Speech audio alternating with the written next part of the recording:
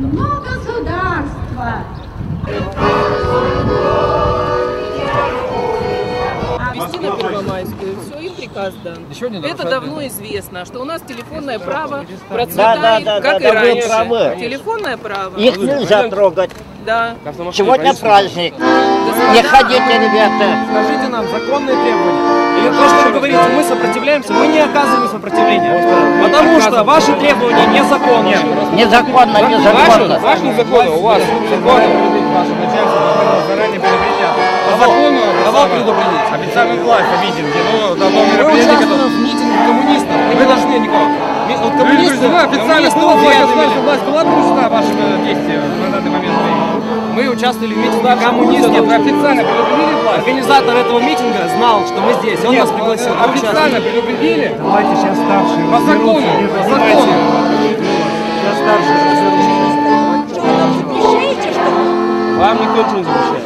Мы общаемся с молодыми людьми. На данный момент. Никто ничего не портит. Портите вы. Чем вы Не портите настроение. Нет права, у них есть приказ. Приказ? Да. А приказ от кого это? От несчастных людей. Да, которых, знаете... Они людям давно не служат. Которых, знаете, умные волосы покинули их нахлую голову. Товарищи, позвольте мне от имени Комреспубликанского комитета КПРФ поздравить всех участников нашего митинга с праздником весны и труда, а по-нашему с Днем международной солидарности трудящихся в борьбе за свои права. Параллельно с нашим митингом на Стефановской площади проходит мероприятие, организованное Федерацией профсоюзов Республики Коми. Наверняка там красиво и эмоционально выступают ораторы и говорят о низкой заработной плате, тяжелых условиях труда, но дальше словесной риторики профсоюзы пока не продвинулись. Главное оружие профсоюзов, рабочая солидарность, пока что пылится в шкафах.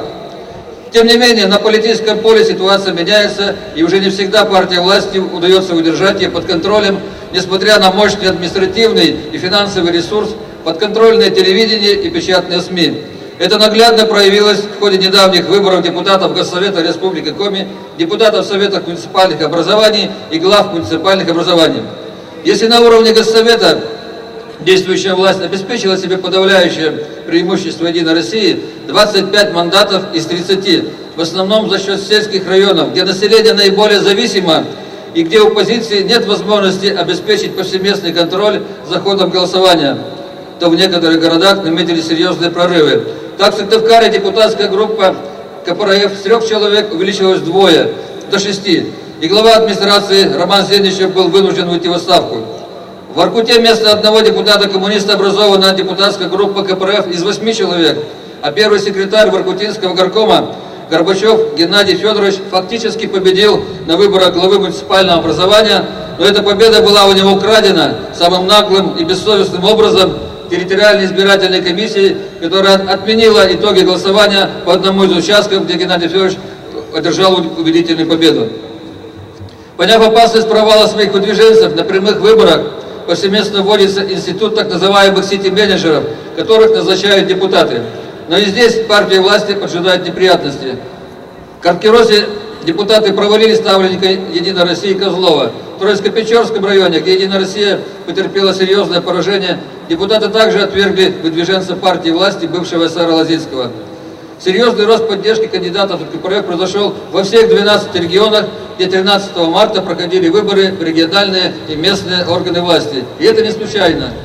Люди все больше убеждаются в пагубности политического курса партии власти. Стало дурным тоном признаваться, что голосовал за «Единую Россию». Кого не спроси, все за КПРФ. Хотя, конечно, многие избиратели все еще наивно продолжают верить в счастливую звезду Путина и Медведева.